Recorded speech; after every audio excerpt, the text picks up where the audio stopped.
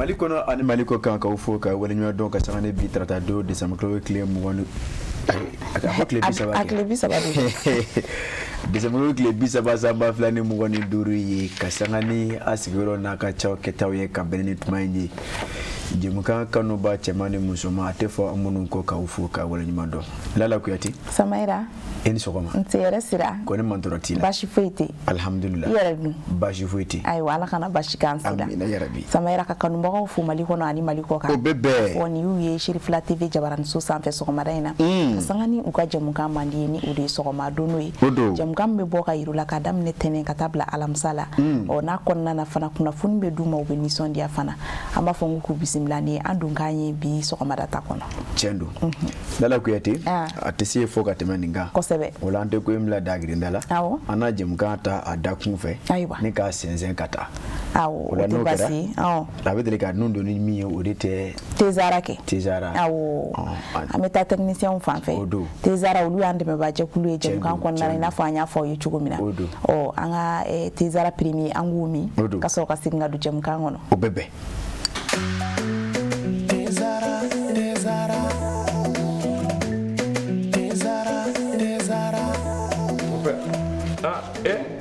amona e ga ni dey abe min wuli tasuma ka wa mon père Mali bebe ni lele bara ni be ni lele ni infusé ka jikala ka ke teka unele Tiens là mon père ni ka ani mbo kundo diba te zara mon père am bebe ko kele na sare ni akuma bay e ni do na surprise ki ni do abia mangani sisan wani ye te ko jar te zara te ka te ni abi sambi sababo ni te wore be ni ya gila kura ka segi kana na ka ke go go wa ne ba infusé de mi ha même bien ya kli quoi appelez moi wa de moi on est dédié tew ka te la higa so za bole me fali fe nga de jama jara kadua ke tezarai makele ngadanga mena budoji Allah farafidenu jara kadua ke tezarai makele ngadanga mena budoji Allah lala kuyati Samaira sanugo ni yandun to ye jemuga ngono kosebe ni domeni turumi kana togo di no te bi ke do mala fili nge awo shiratigala tezara mawo nene ando ngaji kosebe ni ma fili ni manyina awo lala kuyati ando meni odi wiche nanye olada time ami soro gati male fere aywa Samaira na mbora tezara la akla clip du jour bi o ni o Yaya Traoré o Yaya Traoré ga no blam be so ko madaina ambu fana nyamada yana ngakuna funi balanda ele kan bebe ko sebe awo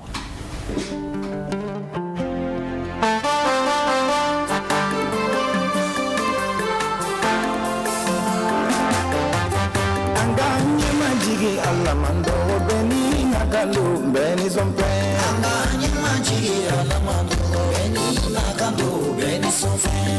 inye majigi amando beni naga beni sompe anganye majigi alamando beni nagalo beni sompe anganye majigi nimbini tote kanu mapile alamando anganye majigi nimbini warije kanu mapile alamando anganye majigi nimbini panate kanu mapile alamando anganye majigi alamando beni naga beni sompe anganye majigi alamando beni nagando beni sompe do debi jon no te jabaru pamalado ay beson do debi jon no te ladi pu pamalado ay beson do debi jon no te wadu du pamalado ay beson ay do diemo amodila inyo eremo ay do di penemo amodila ono eremo ay beson ay do down berimo ambe ala kanyo nyaufu ay nulame me Muhammadu bo Abu Zaril de Parimo Nivi pega ala pariga inni do duma maula Ibe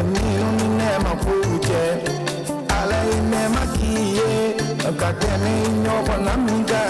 iginye do tira mola subena ala barika ebe ala kanu mangaudo ebe jona ison pena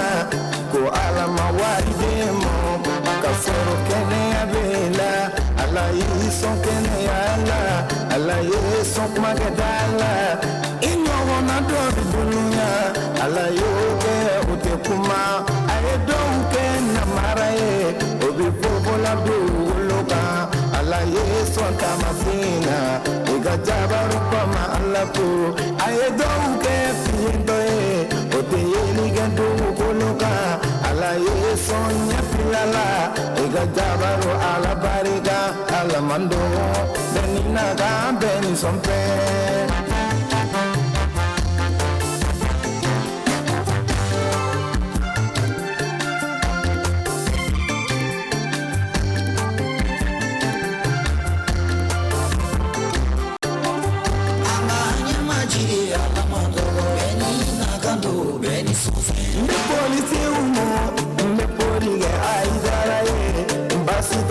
Sherifu Usmani Haidaraye Alidena Sabu Mani Mbe Sherifu Barikada Mbe Espani Modiboku Awa Modiboku Baliyo Baba Sidi Wolode Nedo Kurubali Modiboku Yakulu Balide Mbe Kurubali Modiboku Bintu Furu Jegako Awa Mustafa Badingefu Nebe Kurubali Modiboku Adama Jalogafu Kaiga Uga Adamapo Manyine Ngalawa Habiko Nega Gausu Kaliludu Abdam Meka Burulabe Lala Binyana Nemoni Dunuya Alaka Ine Lala Bibuna Nega Gausu Kalilula Alamando Beni Nagando Beni Sompe Maji Alamando Beni Nagando Beni Sompe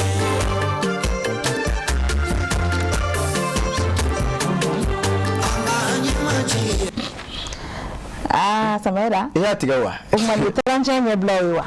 lala kuyati Samaira era kelime ki parki ke fo ke uniga cavalier di ukoro cavalier koro ka ngene muka nga urujido ifana kele muka ta urujido ayinte urujide ne uruzide ayinte uruzi ne uruji bordeaux de ne tayni ne tayni bordeaux foncé ifana tay bordeaux de ofano ya Ino ki blaula sa yafu kunika cavalier di cavalier koro kanana nga coach cavalier koro 31 na muko kanana foku cavalier bi mbulu kaso cavalier bi mbulu ma cavalier koro ala kana jiri to gidana gindana de fonjiri ko ko dide awo zikiri ya trawe ni me bla njambe ko sebe Samaira ayret me ka sebe ko yugu bala o ami do ka shi jani kene ala ko dana ma lala kuyati ayemi info ko sebe legacy du odo ako ko benna son fe no dele masabulu ko sebe lala kuyati ko adola ala e so fe dola ko kane so fe dola min drane ma dola o madema min dra e madala kuyati madne rema ngam mo gara nyebo mo tafe lala kuyati ala e min dema ko sebe e be dele masafono yi wallahi Samaira ne che aramade mana ga chugo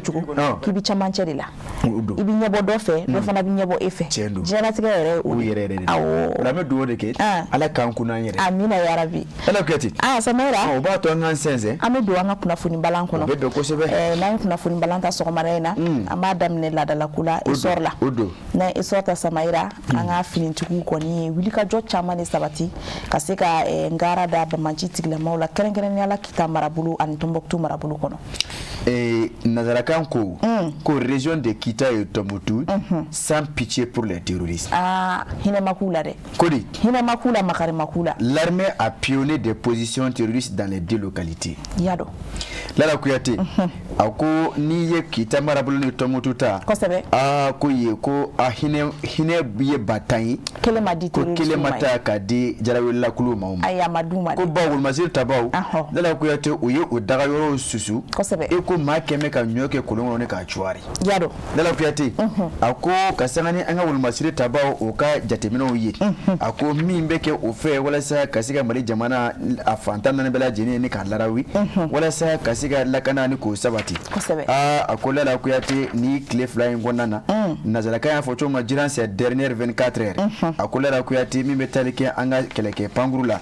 aviation des femmes a Lala Kuyate ko ayese baya monta a ko ni ye ata kalage a ko ayeto 120 ne ka susulu ke duguma Lala Kuyate yoro la mi metalike surubugula ni ye surubu ko fo Lala Kuyate o be kita o marablo de ko fo a ko Lala Kuyate fa kase lire ma lire o ye tomu tuye a ko ni atakalage susulu kera ka nyishi yoro mu ma o de jarawila kulu o daga yoro yi Lala Kuyate yoro mu nanu o ko ni ke mega yenke o daga yoro yi o be je ka jamba jugo ke walu ni ka amona boyi a ko Lala Kuyate o se tigara ni atakalage état major général de l'armée a Lala Kuyate o ko ni bataki ke ka beni e décembre claim woni shegi godi ani claim woni kadam na claim woni wulun vlala kana black claim woni shegi na a Lala Kuyate o ko ni ke bariati ka ira ka fo ko imbela jeni ko ni kera claim woni wulun vladi so madaw de fe Lala Kuyate anga e kasana nga keleburu mimbi no ko mako opération unité de l'opération Fuga Kene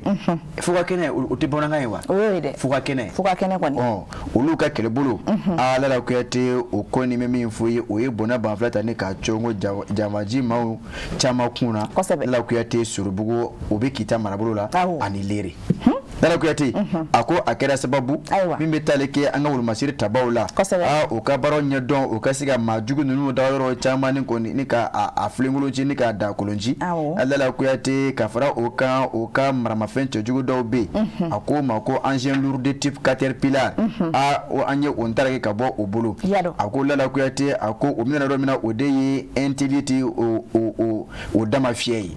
Lala Kuyate ni atagalage o blaje ne ko fe o ka marama fenche to jugu fana chama be ansere ka mi ngoni ni anyulu bo barala Lala Kuyate ka fara o ka a anye o chama fana black kata ya fama bala suno o kuno balila Lala Kuyate ako ngela sababu état major général des armées ako nka fulita kanyeshi anga keleke chomo albi ka nyini jamna kondo fe anga demeta kanyeshi anga ulumashir taboma anga da ula ne ala sono Lala Kuyate amejugu nunu da bondala umari jakiti ale de ye afasiri kasanga ne esor ka be boli Lala Kuyate e bonya be Allah sabayra sanugo ya fa chugu na tete moka na esor bla ami independanta kana blawa ali bi amitu la kana ko bina kun anga to kono de amta bugunu marabulu kono kuna dan se samayra ka fo metalike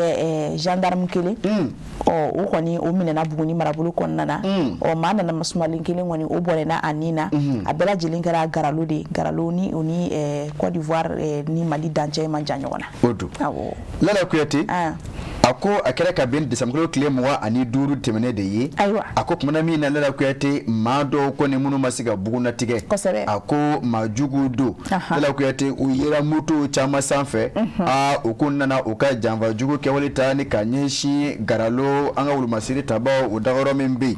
ako Lala Kuyate ida ya sera macho mena o yore o ne kono ware o dancho o lu manja ako Lala Kuyate ka sanga ni ke wale jugu nye o fe a mana manusmule do ko ne o ningana karabala ako dogara fana bi Lala Kuyate o sibe koron juguna ako kibaro ya ayira ka fo Lala Kuyate anga fintira ka do krengena ma gendarme do a o mi ngume ya fama bala ni yoro ko fori na kuma mi na jamba jugu ma na me o ka dawro la Lala Kuyate ko a ma ko ni ma ale kungame ako Lala Kuyate fero bla jene sila senga wala saka sika don afo abejo mina walma abeni nawa ako binaka biya mamake ala ya ko do ma chama ko ni keme ka minjiga odeyi anake ni javanju ke ba keme kamine katani ayi Lala Kuyate ako ni ye atakalage ako okibara kelo labana ka ira kafo Lala Kuyate dugu do fana tugu a Lala Kuyate ni obe manankoro ako Lala Kuyate yen fana ko ye keme o ka janva jugu ke ba o ma chama wera la kokura Lala Kuyate mine garalota o tekelengi ko nga manankoro o ko ni ma o ka ke wera jugu do la ma furo konka ko la somno do kanyeshi anga jamana nyama ma madama ulu masiri tabaw Lala Kuyate chugo mina o ka siga ko baw ni somna nyina mina Lala Kuyate bisu Lala Kuyate o siatigala ko wele data ka ɲɛsin o ma u ka se ka dɔn ka fɔ ko maajugu ninnu bɛ lamagalamagaw la Manakɔrɔ ani a dafɛduguw la Nala Kuyate Garolo kɔni o pɔsi u taara o ka susuli ta ka ɲɛsin yen ma Nala Kuyate an dabɔra k'o mana sisan fasiri don a kɛra jɔn fɛ o de ye Ablaye Jara ye Jara Kolobakari Nala Kuyate e bonya b'a la ayiwa Samayira a tɛ tɛmɛ nin kan an bɛ dugawu kɛ lakana Ala k'o sabati jamana kɔnɔ halisa Samayira n'an bɔra o la an bɛ indicateur de renouveau ta n'an y'o ta Samayira an bɛ fɔlɔ ka kuma min kan o de bɛ tali kɛ tajiko la a yɛrɛ k'a fɔ marabolo kɔnɔna na sigi dɔ kɔni kɛra tajiko kun kan ka se k'a dɔn taji kɔni maralen min bɛ sɔrɔ yen fo ka taa se balow ma minnu maralen don nin waati ninnu na tiɲɛ don Lala Kuyate a ko kuma ni kuma ka to ka sigikafaw kɛ ka hakili jabɔw kɛ maa dama ka se ka jateminɛw bɔra u bolo dabila sa hali bi Lala Kuyate jiginnen kun ka ko ni ka o larawi k'o fɔ jamakɔnɔdenw ye Lala Kuyate u bɛ maa hakili sigi o siratigɛ la min bɛ tali kɛ kulu kɛrɛnkɛrɛnnen na n'o ko ma comité régional de gestion des crises et catastrophes Lala Kuyate kulu in ka bɛn ni ntɛnɛndon décembre tile 29 ye Lala Kuyate gouverneur du Sud kɔnɔna na o ye o ka ladarasigi kɛ min bɛ kɛ o fɛ dɔgɔkun Lala Kuyate i n'a fɔ ladala a baaraw manala tajiw ani an ka dala dumuni olu kun kan a ko ni a ta lajɛ baara in yɛrɛ bonya kun t'a mɛn ka di maa min ma o de ye Ablaye Kulubali a ko ale de ye Bamako baba gouverneur ye o don Lala Kuyate a ko ka fara ale kan a ko kulu in kɔni a tɔndenw bɛɛ lajɛlen ye wele jaabi a ko Lala Kuyate sigi baaraw b'o la fɛn caman kan dɛ nka sɔnni sigila min kan o de ye an ka tajiko bunakun kan Lala Kuyate ani an ka dala dumuni olu lahala a ko baara daminɛ baara la a ko Ablaye Kulubali a nɔngɔni fɛ o yɔrɔ bɛɛ a ye yafuma b'a la ɲɛfɔliw kɛ Lala Kuyate fɛn caman kan ni ka yira k'a fɔ hali bi dɔ ka fara wuli ka jɔw kan walasa jamana kɔnɔdenw olu mako maɲɛ fɛnw Lala Kuyate olu ka se ka salo ka don jamana kɔnɔ a ko tajiko bunakun kan a ye a yira k'a fɔ sonɔgɔya dɔɔnin kɛra ni a ta k'a lajɛ ka tɛmɛ don tɔw ta kan Lala Kuyate a ko maa bɛ se ka fɔ bi sonɔgɔya dɔɔnin kɛra o tajiko la ka sanga ni taji hakɛ min donna jamana kɔnɔna na a ko direction générale du commerce et de la consommation et de la concurrence o ka nɔrɔbila min tun bɛ kɛnɛ kan madame Jawara Kongo Aba ale fɔ o nɔngɔni fɛ ale kɔni ye kuma ta ni ka se ka ɲɛfɔli kɛ o tajiko lahala kan a yira k'a fɔ taji hakɛ min bɛ jamana kɔnɔ fo ka se gasoil hakɛ min ma a da sera o ma ni ka laban ka yira k'a fɔ hali bi dɔ ma fara a sɔngɔw kan essence o ye 775 ye gasoil o 725 ye Lala Kuyate ka fara o kan a ko juwa fiyɛw kɔnɔna na Lala Kuyate a ko basigi b'a la ka da dɔɔni fo n'a kɛra sogoko bunakun kan a ye mɛn k'a fɔ Lala Kuyate n'a sɔrɔla k'a fɔ ko dala dumuni fɛn caman bɛ yen Lala Kuyate misi Mahamadu Traore ale k'a fɔ la a ye mɛn k'a fɔ olu ko ni sɔngɔko yɛlɛma kɛ o kan dɛ ko nka Lala Kuyate min bɛ tali kɛ sogo la a ko juwa ni ko ni fara mɛ sogo sɔngɔ kan Lala Kuyate ko nka o bɛ wuli ka jɔ la walasa ka se ka o sɔngɔ basigi a ko gaziko bunakun kan fɛɛrɛw b'a la ka sigi jamana ɲɛmaaw fɛ walasa ka se ka gaziko ta ba la jan ko gɛlɛya min bɛ o la Lala Kuyate farajɛnɛw ka se ka sɔrɔ gaziko la a ko Lala Kuyate nin bɛɛ lajɛlen kɔni tɛmɛnen kɔfɛ baba gouverneur Bamako kɔnɔna na ani jɛw kulu in kɔnɔna na o kɔni o y'a yira k'a fɔ o na wuli ka jɔ sabati jango ka se ka sɔngɔw sigi an ka dala dumunifɛnw na an bɛ min san ka don yafuma b'a la an ka dumunifɛnw na a ko Lala Kuyate juwa fiyɛ kɔnɔna na janko an bɛ waati min na Lala Kuyate waati ma nɔgɔ waati min na Lala Kuyate hali bi maaw bɛ se ka nɔngɔn kurunin da wa k'o sɔrɔ k'o kɛ ka sɔrɔ Lala Kuyate a ma ɲɛ bilen bɔ fasirikɛba o de ye MD Lala Kuyate an ye o salo ka bɔ indicateur de renouveau kɔnɔ e bonya b'a la Samayira an bɛ to indicateur kelen in kɔnɔ an y'a ye k'a fɔ min bɛ tali kɛ boucher o tɛ sogo feerelaw ye ale kɔni ka kalanden ni o y'a apprenti ye apprenti boucher ale kɔni bɔnɛna a nin na Samayira ne ko a yɛrɛ ka ɲɛmɔgɔ de y'a bɔnɛ a nin na wa o tɛ a ɲɛfɔ an ɲɛna e ka ɲininkali ɲɛna kosɛbɛ Lala Kuyate ko in kɔni a ye waati laban na a y'a ye bɔlɔlɔ sanfɛ a kɛn bɛ ka yafuma bɛɛ bɔlɔlɔw bɛɛ lajɛlen minɛ nka maaw de bɛ ka ɲɔgɔn ɲininka k'a fɔ a kɛra cogo di Lala Kuyate y'a fɔ cogo min na nin ye boucher kalanden dɔ ye a tɔgɔ o de ye Bakari Jara ye Lala Kuyate a san 16 don Lala Kuyate a kɔni fagara muru ani besew ye Lala Kuyate a baarakɛ ɲɔgɔn dɔ fɛ min bɛ tali kɛ boucher kalanden dɔ wɛrɛ la tuguni o tɔgɔ o de ye lasi ye ne la kuyate ke walen kɛra ka bɛn ni sibiri do décembre tile 27 de ye Babiabugu la Babiabugu o ye Bamakɔ yɛrɛmara k'a fɔ gale o kin dɔ ye ne la kuyate a ko maa min kɔni sɔgɔla tan tɔgɔ ne bese ni muru ye a ko ni a ye diɲɛ to ne la kuyate a ko a kɛra cogo di e kulo ɲɛlɛ jɔ a ko kɛwale jugu in kɛra sibiri do tɛmɛnen ne la kuyate a ko nɛgɛ ɲɛ 15 sana 40 dana gosilen a ko Bakari Jara sani o ko ne ka a ningɛnɛ karaba ne la kuyate n y'a fɛ cogo min na san 16 bɔɲɔgɔnko don a ko a bɛ baara min na o de ye boucher kalandenya ye a ko wa a fana bɛ to ka bagan misɛnninw k'olu feere Lala Kuyate a bɛ o kɛ garabali la min bɛ Luna Park ye o kɛrɛfɛ a ko Lala Kuyate n'i ye a ta k'a lajɛ a ko nin bɛ a kun bɛ a masaw de fɛ yen Babiabugu o kin kɔnɔna na a ko Lala Kuyate min bɛ tali kɛ maa min kɔni kɛra sababu k'a fa Lala Kuyate ni siga kɔni kɛ mɛ o la o de ye lasi ye a ko o kɔni o si bɛ da san 20 bɔɲɔgɔnko la a ko o fana o ye boucher kalanden ye a ko Lala Kuyate maa kamalen fila ninnu u bɛ baara kɛ ɲɔgɔn fɛ wa baro u bɛ baara kelen de kɛ a ko Lala Kuyate wa u bɛ ɲɔgɔn kan kin kelen kɔnɔ a ko Lala Kuyate a bɛ n'a fɔ fɔɲɔgɔnkɔ dɔ de donna u ni ɲɔgɔn cɛ tile 3 ka kɔn nin kɛwale jugu in ye a ko o kɛ min kɛ Bakari kabini sibiri don tɛmɛnen ye a bɔlen Lala Kuyate baarakɛyɔrɔ la a b'a la ka taa so Lala Kuyate a taara sɔrɔ kuma b'a la ani min kɔni tun ye dara mankan kɛ Lala Kuyate ni o ye lasi tɔgɔ in ye o ni o terikɛw sigilen mɛ yafuma b'a la bɔbɔlɔn dɔ kɔnɔ na k'a kunbɛn o nɔngɔni fɛ Lala Kuyate o sina ka Bakari lajɔ ten Bakari lajɔlen a terikɛw de k'a ma ko sisan komi a bɛ nin cogo la a ye dossier in kɔnɔ Lala Kuyate aw fila a k'a ka ko ɲɛnabɔ ni min bɛ se si b'a na dɔn Lala Kuyate o kɛra min kɛ so dɔ kun labɛn mɛ o bolo janfa jugu kɔni kun kɛ mɛ o kɔnɔna na Lala Kuyate o filɛ ka Bakari ni ka nɛgɛ ka don o so kɔnɔna na Lala Kuyate ni ka sɔrɔ ka ani dɔ in bila ɲɔgɔn na ye a ko Lala Kuyate ja o kɛ mɛ ka muru da bɔ o don a ka guloki kɔrɔ Lala Kuyate y'a ye k'a fɔ bese baraba dɔ fana kun bɛ a bolo a ko o don Lala Kuyate ani a k'a kɛ Bakari kan k'o sɔgɔ ani k'o ti ni bese ni muru ye Lala Kuyate si ma kɔrɔsiya ye a sago sɔrɔ Lala Kuyate a filɛ a ye da kɔngɔ a teriw olu ye da yɛlɛ a bɔra min kɛ Lala Kuyate ko Bakari Jara le blessant grièvement à la tête avec la machette et au ventre avec le couteau o y'a sɔrɔ kun y'a sɔgɔ a kɔnɔbara ni muru ye ni bese ka bese bugɔ a kunkolo la a bɔra min kɛ Lala Kuyate mɛ min fɔ ye min kɔni ye nin baara kɛ a kelen ka da gosi a teriw ye da yɛlɛ a bɔra Bakari fana bɔra Lala Kuyate a ko ne b'a ka nasi ka taa a ma tɛmɛ mɛtiri 30 bɔɲɔgɔnko kan Bakari bɔra ka bin Bakari binnen min kɛ Lala Kuyate o kɔni a taara bi yɔrɔ min na a dɔnbaa dɔ kun bɛ yen ale de filɛ ka wele bila a somɔgɔw ma olu nana Bakari nɔfɛ ko o bɛ a salo ka taa Korofina CSREF la Lala Kuyate sani Bakari ka se dali masa ka wele sera ma Lala Kuyate Bakari ni kɛnɛ karabara o cogo la Lala Kuyate ka sababu kɛ nin kɛwale jugu ye ni kɔrɔ gɛlɛ kɛwale min filɛ ka taa k'a ɲɛsin a mɔ k'a ma hakili jigin k'a fɔ ni k'i kɔnɔna n'u bɛ Babiabugu kɔfɔ Lala Kuyate a bɛ san 2 bɔɲɔgɔnko bɔ Lala Kuyate kamalen dɔ fana delila k'a fa o fagacogo kelen la dɔrɔmɛ 200 nɔfɛ un jeune avait déjà été assassiné à coups de machette pour un différend portant sur la somme dérisoire de 1000 francs CFA il y a au moins 2 ans dans ce même quartier Babiabugu Isa Jakite ale ka fasir do Lala Kuyate an min salo ka bɔ indicateur kɔnɔ e bonya bɛ nin na Samaira ni ye kinigini ko damai dusukasi ko dan do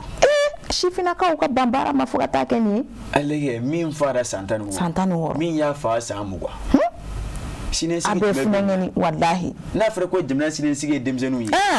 n'a fɔra ko aw tɛ foyi dɔn bese ni muru kɔ k'o ta k'o ka taama ɲɔgɔn ye siniɲɛsigi ma sabati fɔlɔ dɛ Samaira a t'u to aw bolo wallahi Lala Kuyate jamana ɲɛmaaw bɛ taa ka jamana to anw bolo kosɛbɛ ni ne ye anw ka kɛwale bɛ jamana kɔnɔ a kɛwale ɲuman tɛ ne kɛwale ɲuman ye ayi Lala Kuyate mara de tiɲɛna a ma nɔgɔn mara de tiɲɛna a fɔ man di Samaira Lala Kuyate n'an sigira m'a fɔ ko a donna ta ka bɔ ta kosɛbɛ bɛɛ y'a dɔn ko a bɛ ka mara kɛ cogo min na a ma nɔgɔn bɛɛ y'a dɔn min ka mara kɛ cogo min na kosɛbɛ Lala Kuyate ni dunu gosira bɛɛ bɛ kulo ye nka e yɛrɛ ka miiri e ka mara kɛ cogo la i ka so e b'i denw mara cogo di a ma nɔgɔn Lala Kuyate mais ne ma mara so kɔnɔ yɔrɔ a bɛ se ka mara bolon kɔnɔ wa ɲininkali gɛlɛn bɛ yen Lala Kuyate denmisɛnninw ka nin karagɛlɛ kɛwale ka b'u ta ka don maninfin ɲɔgɔn na fɛn t'i kɔnɔ Lala Kuyate a ma nɔgɔn dɛ mara tiɲɛna dɛ a ma nɔgɔn Samaira a se bɛ sa an faw n'an baw u k'u jɔ jɔyɔrɔ la Lala Kuyate u ka mara lajɛ a ma nɔgɔn n'i den diya e yɛrɛ ye Lala Kuyate olu bɛ na n'i ye a ma nɔgɔn dɛ ko bi ko jamana gɛlɛyara dɛ adamadenya tiɲɛna dɛ anw yɛrɛ nɔ don baw mara de tiɲɛna Dala Kuyate Aiwa fasili fila min salo ka bɔ ndi ta ko ka Bakar Jara ala ka jigin yɔrɔ ami o lasini yɛrɛ ay ka duwawu kɛ tɛgɛ ka se ka da kan ayi o kɔni u bɛ nin minɛ ale kelen taw ana jɛɲɔgɔn jɛ minnu kɔni farila ka ko kokolo in kɛ kosɛbɛ u bila jɛnen kɔni bɛ minɛ u min ka kan u na da o kan kosɛbɛ a bɔ ndi tele kɔnɔ Dala Kuyate min an bɛ taa mairie du département kɔnɔna na mairie a ko ye baarakɛlaw ko un arrêt de travail pour non paiement des ristourne o do dɛ ristourne yɛrɛ jumɛn Dala Kuyate tɔrɔmɔɲɔgɔn tɛ wa kɛlɛ o kɛlɛ bɛ misikun nɔfɛ a da dugula do dɛ ayiwa baasi tɛ e bɛ mun wɛrɛ ɲini o la yen ayi fɛn wɛrɛ tɛ ɲini o la indicateur de nouveau kɔnɔ an ma se nouvelle horizon ma fɔlɔ koyi kosɛbɛ hali bi an bɛ indicateur de kɔnɔna an b'o kɔnɔ ko n'an y'o ta k'o lajɛ kosɛbɛ Dala Kuyate min bɛ tali kɛ kibaruya la kibaruya y'a jira k'a fɔ a ko o Dala Kuyate mairie baarakɛlaw a ko selon nos informations les agents de la mairie cumulent 32 mois d'arriérés de ristourne non payés 32 mois kalo 32 ok o tɔrɔmɔɲɔgɔnw bɛ yen Dala Kuyate a bɛ n'a fɔ olu ma sara a ko Dala Kuyate o kibaruya kelenw labana k'a jira k'a fɔ a ko Dala Kuyate délégation spéciale min bɛ bi mairiba kunna a ko ni kibaruya kɔni dalen a tulo kan a ye wulikajɔw caya janko ka se ka fɛɛrɛw bɛɛ lajɛlen sabati Dala Kuyate maa ninnu ka hakɛw ka se ka ta ka di o ma a ko Dala Kuyate o siratigɛ la a ko les états de paiement auraient été soumis au contrôle et se trouveraient actuellement au niveau du service de la recette et perception pour règlement au siratigɛ la délégation spéciale ma olu kɔni ye gafe ninnu ta Dala Kuyate u bɛ boliboli la su ani tile fɛ walasa ka se ka maa ninnu ka ristourne tɔ ni ka taa ka di u ma a ko olu kɔni a bɛ n'a fɔ u ye caman kɛ a la ko baw bi Dala Kuyate a bɛ yɔrɔ min na o de ye perception ani ko ɲama dɛ réception donc a bɛ recette ani perception niveau de la bi olu fana kan ka fɛɛrɛ de tigɛ walasa ka se ka tɔrɔmɔɲɔ ninnu kɔni ɲini k'o bila fiɲɛ fɛ a ko Dala Kuyate o siratigɛ la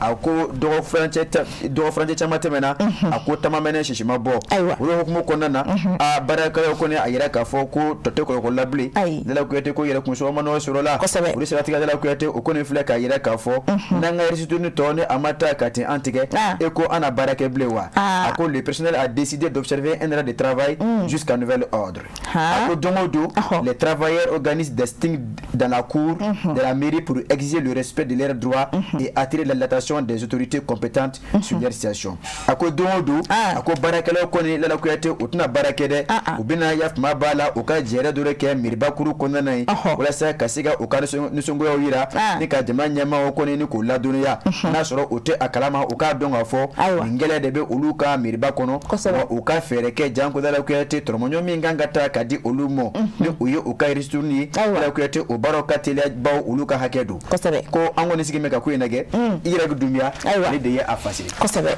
Samayira a tɛ tɛmɛ nin kan an bɛ dugawu kɛ Ala ka bɛɛ ka laɲini sabati amina an bɛ bɔ indicateur kɔnɔ ka don nouvelle horizon kɔnɔ an donn'o kɔnɔ sa n'an y'o ta Samayira i b'a ye k'a fɔ min bɛ tali kɛ Mali jabaranisoba ORTM o cakɛla minnu bɛ Douazan kɛrɛnkɛrɛnnenya la Dawuda Kɔnɛ ani Salifu Sangare n'olu kɔni tun dalen don Bamaci tigilamaw fɛ ko alhamdulilayi kunu u y'u ka yɛrɛmasɔrɔ kɛ Dala Kuyate a ko janfajugu kɛwalew kun ye kumaba ya o minɛ ka bɛn ni octobre tile 14 de ye Sevare ani Koɲa ni ɲɔgɔn cɛ a ko Dala Kuyate dɔ furancɛ caman tɛmɛnen kɔfɛ Dawuda Kɔnɛ o min ye kumaba ani a ka jatala Salifu Sangare Dala Kuyate a ko o bɛɛ lajɛlen kɔni bɛ yɔrɔ min na o de ye ORTM bolofara min bɛ Douazan a ko Dala Kuyate o kɔni o kun nana an y'a fɔ cogo min na Sevare ni Koɲa cɛ Moti marabolo kɔnɔna na u labana ka u ka kanabila sɔrɔ ko Dala Kuyate nin ye fiɲɛ duman ye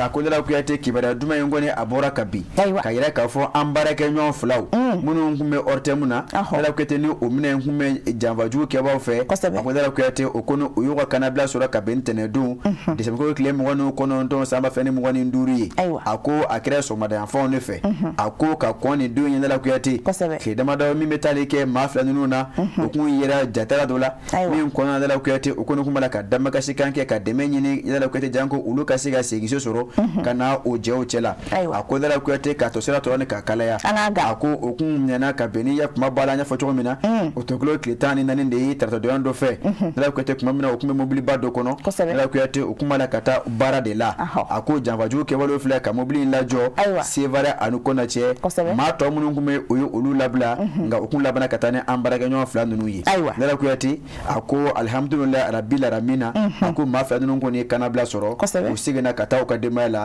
a kɛra ka bɛn ni kunun ntɛnɛndon ye san 2022 décembre tile 29 san 2025 Nala Kuyate ko tare don Samaira ni ye kunnafoni duman ye an b'a fɔ n k'u dangana ala k'u kisi a ɲɔgɔn wɛrɛ ma amina yarabi ka se ka bɔ kunnafoni balan kɔnɔ an bɛ soir de Bamako ta o don an ka bɔ a kɔnɔ ten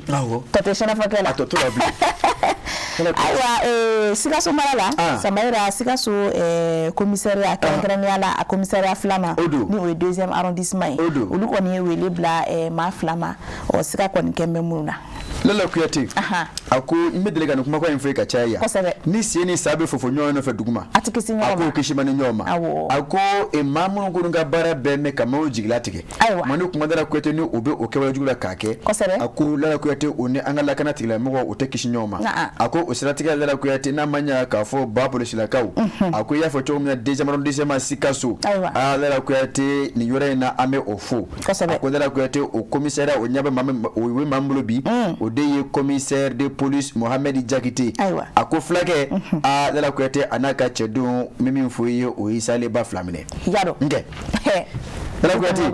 a ko min fɔ i ye a ko nin kɛwale in kɔni a kɛra a bɛ dɔɔnin bɔ ko bawo maaw de tun bɛ ka taa o dama kasi Nala Kuyate yafama b'a la commissaire de police Mohamed Jakite n'a ka cɛdenw ye ka yira k'a fɔ kuma ni kuma Nala Kuyate maa dɔw kɔni bɛ bi anw kan k'an bolokɔnɔfɛnw taraki an na a ko Nala Kuyate o siratigɛ Nala Kuyate a ko baara in kɔni wulikajɔ kɛra o fɛ o min taara bange ka se ka tigɛ da maa fila kan kumana min na ni maramafɛn cɛjugu yera u bolo Nala Kuyate a ko tigɛ da o kan min kɛ pistolet fila automatique muni de munition a ko o kun bɛ o bolo a ko chargeur fila kun b'o bolo a ko Nala Kuyate ko un arrache-clou ainsi que d'un téléphone portable a ko téléphone dɔ fana kun b'o bolo a ko Nala Kuyate o kɛ min kɛ maa fila ninnu kɔni mɛnna n y'a fɔ cogo min na ka sanga ni maaw ka damakasikan de ka caya a ko décembre tile 17 tɛmɛnen a ko ka sanga ni u ka janfaju kɛwale dɔ ye a ko o taara bi maa dɔ kan o tigi de filɛ ka taa yafama b'a la a t'a da polisilakaw tulo kan k'a yira k'a fɔ bingo ni kɛra kan k'a bolokɔnɔfɛnw bɛɛ lajɛlen daraki ka bɔ a bolo a ko Nala Kuyate brigade de recherche o nɔn kɔni fɛ décembre kɔnɔna na Sikaso Nala Kuyate olu kɔni ko a y'a tɔtɔ anw ma o filɛ ka yafama b'a la ka wulikajɔ nati Nala Kuyate o de taara bange maa fila ninnu minɛni na a ko maa fɔlɔ o de ye AT ye san 44 a ko filanan o de ye ABT ye san 37 ani san 7 a ko Nala Kuyate o kɔni minɛna ni ka laban ka taa ni o ye bawo Nala Kuyate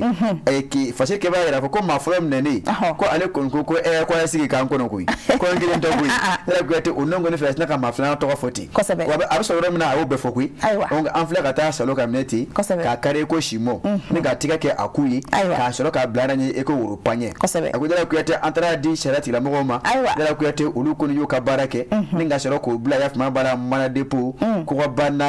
ani ɲɔgɔn cɛ Nala Kuyate Yusufu Konate Buri ale de y'a fasiri an y'a ta nɔfɛ kelen kelen an sera ka min fara ɲɔgɔn kan Nala Kuyate bonya bɛ fasiri la Samaira Sanogo k'i fo k'i barikada a tɛ tɛmɛ nin kan faamuya sɔrɔla bi kunnafoni ko ta sira la ka dugawu kɛ laɲiniw Ala k'olu sabati gɛlɛya minnu b'an kan n'an y'olu mɛn fasiri kɔnɔna na Ala k'olu wuli ayiwa Samaira an bɛ taa sɛgɛnna fiɲɛbɔ dɔɔni na n tɛ tɔ tɛ sɛnɛfɔkɛ la tɔ tɛ na bi dɛ yadɔ ayi tɔ tɛ na bilen koyi n'an ma taa sɛgɛnna fiɲɛbɔ la ma bɛ la ni sini sɛ sɛnɛfɔkɛ na se k'o ɲimi ka ɲɛ ne ma sɛ sɔrɔ fɔlɔ da la yadɔ sɛ ma sɔrɔ dɛ Samaira n'i y'ale bɛ sɛ ɲimi i y'a sɔrɔ i y'a sɔrɔ de ɲinɛ ta yɛrɛ gɛlɛn bɛ dɔɔni dɛ Samaira mouvement ba tɛ yen dɛ o tuma nin bɛɛ ye gɛlɛya dɔ ye wa Samaira gɛlɛya bɛ yen jani ka di ɲɔgɔnmɛ ye nka kɔkuru b'a nege bɔ a la dɛ n'o tɛ a ka di bɛɛ ye k'i sigi ka denbaya la ka sɛsogo mɔlen dun ka boisson kura ye o ye nisɔndiya ko ye o ye nisɔndiya ko ye dɛ parce que an bɛ jate k'o de fɛ o an b'o de k'o fɛ karisa i ye nin san hakɛ i ye nin san hakɛ ye an b'o dɔn tubabu jate in de fɛ wa hali an bɛ k'aw la baara min na Samaira an b'a baara kɛ tubabu jate de fɛ Nala Kuyate bɛɛ bɛ baara k'o de fɛ yadɔ e fɛn maa min ye tugun donc n'o san ni Ala ye san kura d'i ma o kɔnɔ o ye nisɔndiya ko ye i ka wolosɛbɛn kan min sɛbɛnlen bɛ o ye nin ye o ye nin ye fili foyi t'o la donc ni Ala ye dɔ fara i san kan a ka kɛ i ka nisɔndiya ka Ala barika da o la nka ɲinɛta in sɛ ma sɔrɔ dɛ Nala Kuyate an ka taa fan dɔ in fɛ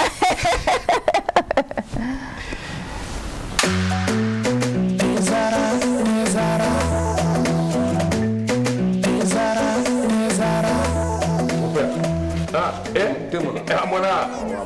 e ka nin den in a bɛ min wuli tasuma kan wa mon père Mali bɛɛ bɛ nin nɛnɛ bara nin ye infusé ye ka ji kalaya k'a kɛ te kan o nɛnɛ tiɲɛ la mon père nin ka di jumɛn ani n b'o gundo d'i ma te zara mon père an bɛɛ bɛ ko kelen na sa dɛ nin y'a kumaba ye e ye nin dɔn wa surprise i ye nin dɔn wa a bi yan a man kan ni sisan kɔni i ye te ko jara te zara tew ka te de ye a bɛ san 30 bɔ ni te wɛrɛ bɛ nin den u y'a dilan kura ye ka segin ka na n'a ye k'a kɛ nin foroko in kɔnɔ wa ne b'a infusé de min han n bɛ min f'i ye i hakili to a la a bilenma o a jɛma o nin den ye tiɲɛ ye tew ka te sonsan bɔlen bɛ fali fɛ nka a den tɛ jama jɛra ka duwa kɛ te Zara ye ma kelen ka danga mɛna budo diɲɛ ala farafidenu jɛra ka duwa kɛ te Zara ye ma kelen ka danga mɛna budo tiɲɛ ye ala te Zara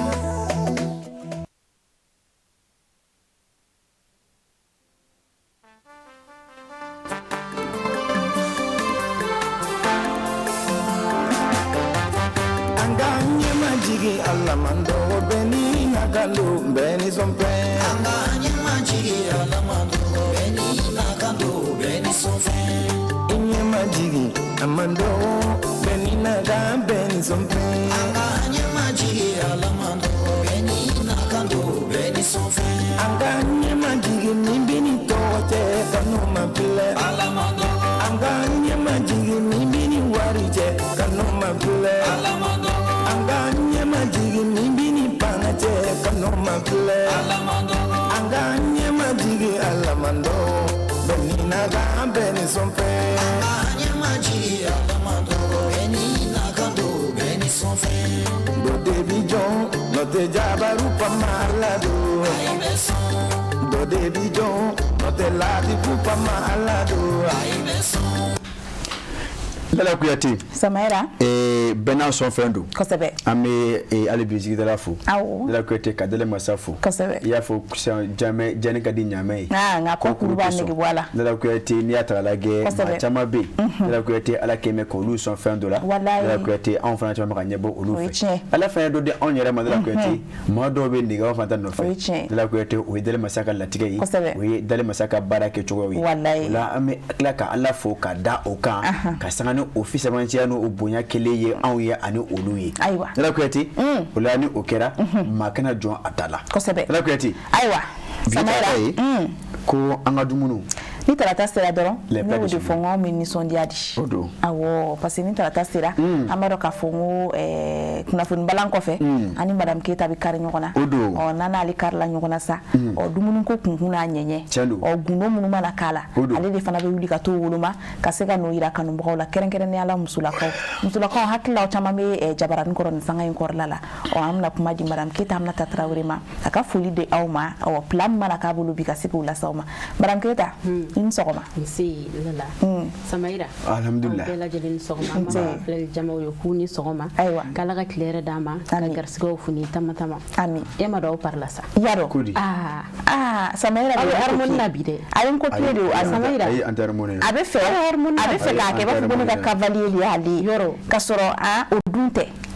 ami korama ala ko do kuma sira ami antarmone le 30e me blaye c'est la tapage de il y a une chininche ka ke ba fu ko no tout va bien chez lui rien ne va d'abord soro foi ta ka rien ne va o mala Espagne bela jeli fulu aywa Samaira ni lala aya famiana tuya mina semaine konnana antara festival dibi la tuya aywa festival dibi ko ay mi sore anga je ko flen la sona sɔgɔma dolo jɛrɛjɛ filɛbagaw aw bɛɛ lajɛlen ni ɲɔgɔn fɔ sigiyɔrɔ ma a ko rubrique mandi de don n'o ye les plats de chez nous bi comme aw yɛrɛ ɲɛ b'a la an bɛ festival dibi la ni kɔni ko festival dibi i ko dibi sogo kalama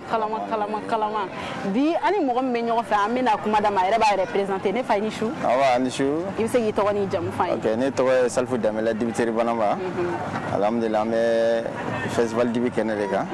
donc ka aw yɛrɛw fo kosɛbɛ Serifilabagaw ni a ka émission fana an b'a fo kosɛbɛ min bɛ dumuni ko kan donc an b'aw fo kosɛbɛ aw bisimila ne fa e ka dibi mun de b'a ni tɔw ka dibi bɔ ɲɔgɔn na bari an ɲɛ b'a tɔw ka dibi bɛ jɔ e ta bɛ ayiwa i tɛ dɔ f'an ye o ko la ok yɔrɔ ɲininkali diyara n ye ni kuma ye ɲininkali nafamaba ye sogo mɔgɔ caman b'a dɔn ko sogo mais u b'a dalen ni nɛgɛ ani gerasi ninnu sanfɛ mais k'a kɛ sogo bɛ gulon sanfɛ ni juru ye a ji a n'a tulu ninnu bɛ bɔ a la donc i kɛra denmisɛnnin i kɛra mɔgɔkɔrɔba bɛɛ bɛ se k'a dun a tɛ basi foyi se ma donc sogoko bɛ yen sogo qualité ka ca mais n'i ye yan bɛɛ ta k'a lajɛ sogo nin qualité kelen dɔrɔn de bɛ yan donc mɔgɔw mana ye u ta mais n'u gɛrɛla n'u y'a nɛnɛ a ka ca an bɛ client caman sɔrɔ yan sababu la donc sogo in kɔni vraiment i kɛra denmisɛnnin i kɛra mɔgɔkɔrɔba bɛɛ bɛ se k'a dun parce que a mɔnen bɛ cogo min na ji t'a la min bɛ mɔgɔ kɛlɛ tulu t'a la min bɛ mɔgɔ kɛlɛ a ji ni tulu o bɛɛ de bɛ bɔ a la donc an b'a sogo an b'a gulon festival dibi na yan a ka ca n'i nana n'i ko dibiteri Banamba k'a daminɛ kun ni kun bɛɛ b'a yɔrɔ dɔn wa mɔgɔw b'a yɔrɔ yir'i la fana ka sabu kɛ a ka sogo dilan ni qualité cogoya ye sogo min b'an bolo yan an bɛ min feere o ye sagasogo ani basogo an b'o de feere sagasogo ani basogo an bɛ se k'a bɛɛ feere an bɛ se ka ɲɔgɔmɛ feere an bɛ se ka misi feere an bɛ se ka bɛɛ feere mais an yɛrɛ y'an ŋaniya ni min ye festival dibi la pour que ka mɔgɔw nimisi wasa mɔcogo ɲuman ani labɛncogo ɲuman na o ye saga ani ba de ye donc ka se ka na mɔgɔ mana sanni kɛ a ka se ka nisɔndiya sɔrɔ an y'o fila de ŋaniya ka na n'o ye festival dibi la sinon dibiteri Banamba bɛ se ka bagan suguya bɛɛ dilan an bɛ se a dilan cogo si bɛɛ n'i ko k'a dilan ka malo k'a kɔnɔ an bɛ se o la n'i ko ka vermicelle k'a la an bɛ se o la n'i ko ka kususu k'a la an bɛ se o la n'i ko ka petit pois kɛ saga kɔnɔ an bɛ se o la donc an bɛ se a dilan cogo bɛɛ la mais ne fa est-ce que an tɛgɛ teri ye parce que e bɛ ka ninnu fɔ tan tɔ cogoya min na les plats de chez nous nin dɔrɔn de ka d'an ye nouveauté donc folikan jumɛn bɛ bolo ka lase an filɛbagaw ma ok an bɛ filɛbagaw bɛɛ lajɛlen fo ka tila ka aw yɛrɛ fana Serifila mɔgɔw fo ka plan de chez nous mɔgɔw k'u fo kosɛbɛ parce que fɛn fɛn bɛ dumuni ko kan bolo kan ka don o kɔrɔ adamaden n'i ye ɲɛnɛmaya yɛrɛ dumuni de don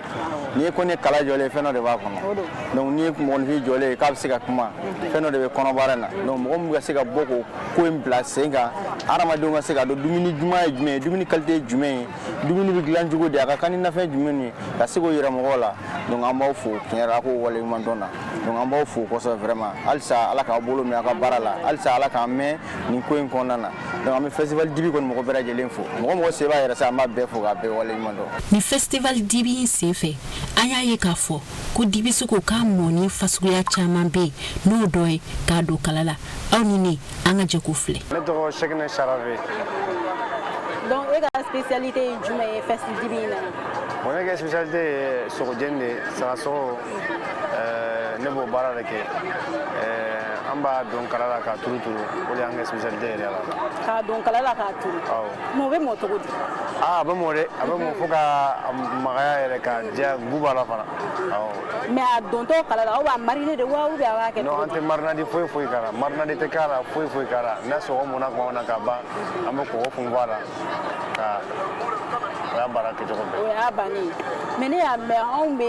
généralement anw bɛ tasuma de don sogo kɔrɔ mais e ko k'a bɛ mɔ k'a bura mun de b'o kɛ. bon mun b'o kɛ i b'a sogo yɛrɛ mago bɛ chaleur de la a mago tɛ tasuma kami la a tɛ mago tɛ tasuma minɛnen na quoi ni chaleur yɛrɛ bɛ sogo la ka ɲɛ kosɛbɛ yɛrɛ o bɛ sogo mɔ cogo min na ani n'i ye tasuma gɛrɛ a la ka lɔgɔ k'a la a n'o tɛ kelen ye quoi. donc différence b'u ni ɲɔgɔn cɛ. différence b'u ni ɲɔgɔn cɛ. o de y'aw ka spécialité ye. o de y'an ka spécialité. bon ni mɔgɔ min fana mago b'a la i n'a fɔ ɲɔgɔmɛ ninnu ni fɛngɛ ninnu o fana bɛ se ka don tantɔ kala la ou bien k'a fɛngɛ ou bien olu ta ye spécifiquement fɛn dɔ de bɛ yen. bon ɲɔgɔmɛ ninnu a fɔ olu ka don furu la parce que ale ka bon bon ni k'i b'ale kala la a don fo n'i y'a bɔ a ka gɛlɛn dɔɔnin awɔ mais saga kɔni ka daminɛ saga la ka taa ba la ka taa misidennin fitinin ninnu na minnu man bon kosɛbɛ a bɛ se ka k'olu fana. o bɛɛ bɛ se ka don kala la. o bɛɛ bɛ se ka don kala fɛn o fɛn bɛ yen k'a fɔ k'a bɛ se ka don kala la n'o ye fɛn jenita ye a bɛɛ bɛ se ka mɔn n'o cogoya ye quand même i b'a ye sogo in bɛ ka jeni e yɛrɛ b'a la sogo in na a ka maga cogo min e yɛrɛ ɲɛ b'a kɛcogo la sogo in a munna ka magaya ka gu k'a la bon a kɛcogo bɛɛ de fɛ e yɛrɛ ɲɛ b'a dalen na mɔgɔw ɲɛkɔrɔ. voilà tiɲɛ yɛrɛ la nin ye sogo in Neta ye guye aw ta ye ka filɛ ye folikan jumɛn b'i bolo ka lase an filɛbagaw ma an bɛ foli se bɛɛ lajɛlen ma ka foli se an filɛbaga mɔgɔw bɛɛ lajɛlen ma an b'a ɲini bɛɛ fɛ u kana festival de dibi kɛnɛ kan wa festival dibi na sogo dɔrɔn tɛ sɔrɔ ye dɛ dumunifɛn caman bɛ yen ne ba ni su i bɛ se k'i tɔgɔ ni jamu fɔ an filɛbagaw ye je m'appelle Niamé Diagouraga restaurant Cuisse de poulet e ka spécialité ye jumɛn ye moi ma spécialité c'est de la grillade voilà j'ai fait du lapin j'ai fait du camis poulet africain, j'ai fait des crabes, j'ai fait des crevettes brisées, cuisses de poulet, poissons brisés. J'ai fait aussi des cailles avec des pigeons aussi. Donc, il y a une variété ni belle la journée. Mais il y a fruits de mer ou ama donc au basé au thème malé bon bomi. Fruits de mer nous ne pas commander depuis Dakar quoi. Est-ce que nous bébé ban? Abeba oui, abeba a deux bananes commande donne à Nabi. Pour le week-end quoi. Voilà. Mais chez nous ni fana juma de bi bolo. Mon bénévolo parce que foro bénévolo. De mon bénévolo foro la we kami ani poulet africaine ani zozani fana. O de be bon effet. Donc lu be bi bolo bolo be effet. Donc le kan me bi bolo kala sa fleur broma. OK, c'est que je recommande aux gens de venir au festival d'Ibi restaurant Cuisse de poulet donc à côté de Aba. Donc ben ani be soro yam. Donc abebe soro restaurant Cuisse de poulet. Nina kumambolo ka yirawla nina festival dibi keneka ama fola kala ka sanwere festival dibi ko yira aw ninena shi ani keneyala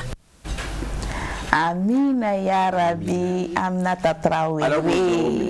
Madame Keita sanwere anga sama suwe comme na yi bamba suwe sanwere anga sama suwe na la sonama otea sama soroto ya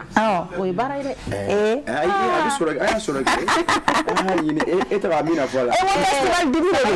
les plats de chez nous kana encore boré ami et puis festival dibi de chaque année il y a une innovation ou bien innovation au début ça le bamba ko be nyina mangala nimbe sanwere ta e bamba e mais ko be nyina bamba be nyina bamba be nyina me mangala ni fana de fa la bamba ka sale mangala ni muteum sala an bugata bamba de laje sisan nyina mangala ni fara la ka donc ça veut dire sama ye sanwere sama be fara ka na la sonama o kota amina ni jara yɛrɛ fale keneka Madame Keita bara mina ko se yɛrɛ ye famia fitini jumɛn sɔrɔ nin ko in na ni bɛ se ka nin da i bɛ se ka min da i ka baara in kan ni famia min sɔrɔ la les plats de chez nous a bɛ kɛ sababu ye k'an ka économie booster kosɛbɛ bari ɲɛ bɛ ni fɛn caman na dumuni suguya caman de bɛ yen restaurateur fana caman de bɛ yen maa caman de bɛ yen mun tɛgɛ bɛ dumuni na donc a b'a to jamana yɛrɛ économie a bɛ booster a économie bɛ yɛlɛ a b'a to fana mɔgɔ wɛrɛw fana bɛ na ka bɔ yɔrɔ minnu na u b'a dɔn Mali seko ni dɔn dɔ fana ye nin ye donc a bɛ an ka jamana fana yanga bonya kosɛbɛ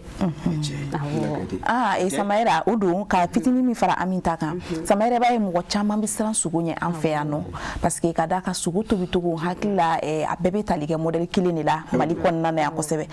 i b'a ye k'a fɔ an yɛrɛ ka mɔgɔkɔrɔba caman b'u tɛ sɔn ka sogo dun nka n'i sera nin kɛnɛ ninnu ka Samayira i b'a ye k'a fɔ mɔgɔ bɛ se ka sogo dun ka sɔrɔ i bɛ sira yɔrɔ minnu ye ni o ye tuluko ye a dɔw la ka sɔrɔ tulu min kɛlɛ a bɛ komi cɛ fɔlɔ min kumana Samayira ale y'a yira ale juru de don saga la walima ba la k'a gulon donc a tulu bɛɛ bɛ jigin a ji bɛɛ bɛ jigin i b'o sogo dun ka sɔrɔ tulu min kɛlɛ ka sɔrɔ a ma foyi k'i la i ka santé la sogo dilancogo wɛrɛ bɛ yen nɔ n'an y'o fana ye min kɛn bɛ k'a turu kala la k'a jɔ tasuma a tɛ nɔrɔ tasuma la mais tasuma funteni de bɛ a sɔrɔ k'a mɔ donc i b'a ye k'a fɔ olu bɛɛ ye fɛnw ye minnu ye ko kuraw ye minnu b'a to an bɛ se ka ninnu lajɛ k'a ɲɔgɔn kɛ an yɛrɛ ka so yaasa bɛɛ lajɛlen ka se ka sogo dun an ka du kɔnɔnaw la ka sɔrɔ sogo m'u kɛlɛ donc o bɛɛ fana y'a nafa dɔ ye i y'a fɔ cogo min na kosɛbɛ a tɛ se ka fɔ ka tɛmɛ nin kan nin ye wulibali de ye an bɛ Madame Keita fo a ka cɛsiri la a timinadiya la a n'a ka wuli ka jɔ la walasa ka se an ka dumuni dɔw ba la kuyate maa dama ka wuli ka taa ɲininiw kɛ a kan an bɛ se ka min tɔnɔbɔ o la an t'ale an ka Aminata bilasira kɛ o don n'an b'a bilasira an tɛ don Imam Ali kɔnɔ an y'o fɔ n k'an b'o waati la ko Zikiri Ara ale ye Imam Ali fasa dumanba da an b'o kɛ ka Madame Keita bilasira ka se ka kan bɛɛ da ye dɔgɔkun wɛrɛ Ala k'o yira an na amina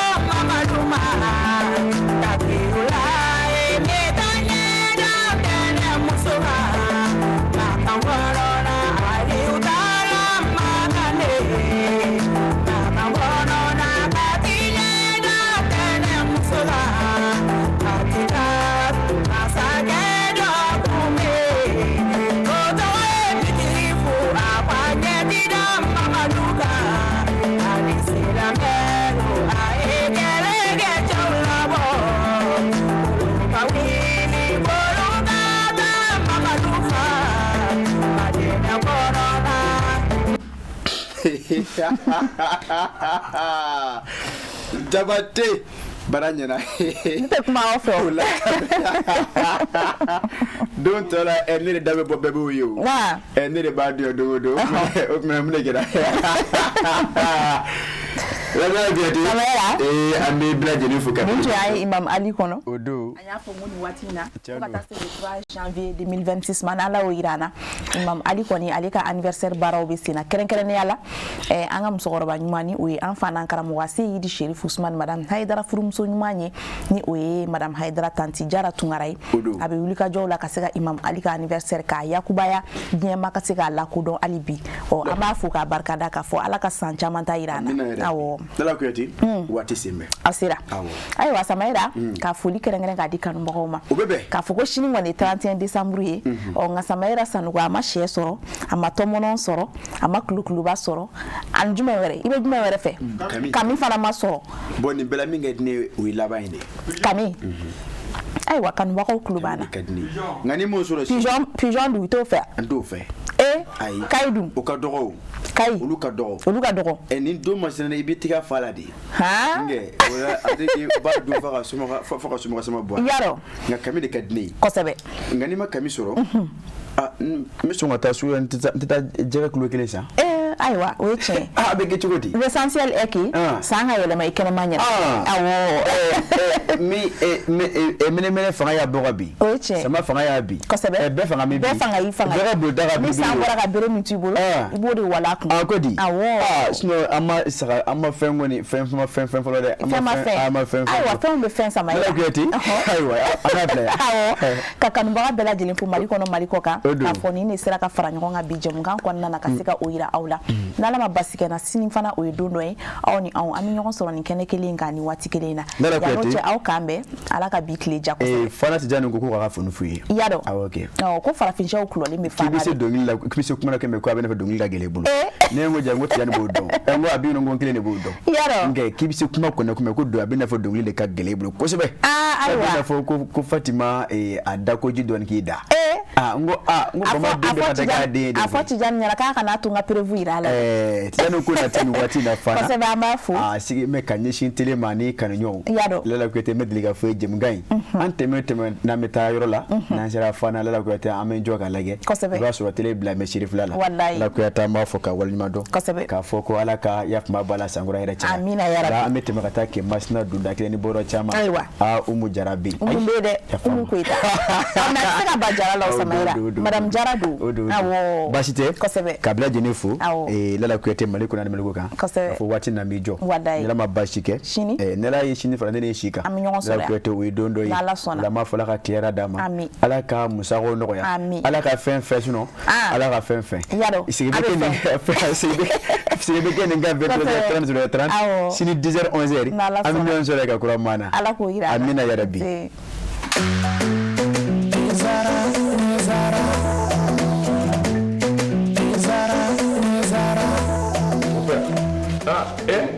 amona gani de abe min wuli tasuma kawa mon père Mali bɛɛ bɛ ni lele bara ni infusé ka ji kala ka kɛ te kan o nɛnɛ tiɲɛ la mon père nin ka di mais ani n b'o gundo d'i ma te zara mon père an bɛɛ bɛ ko kelen na sa dɛ nin y'a kumaba ye nin dɔn wa surprise kelen nin dɔn wa a bi yan a mangani sisan kɔni ye te ko ja te zara